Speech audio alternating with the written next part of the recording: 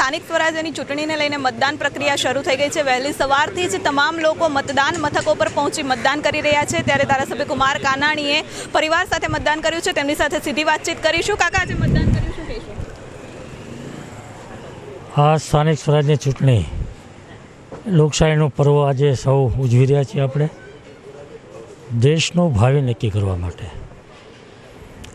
દેશની સુરક્ષા માટે, દેશના સીમાડાની સુરક્ષા માટે, ધર્મના રક્ષણ માટે કોણના હાથમાં આ દેશ મજબૂત છે?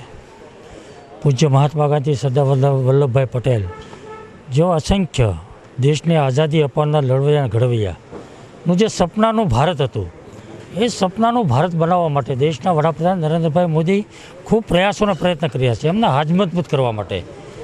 આજે વરાછાની જનતા મતદાન કરી રહી છે।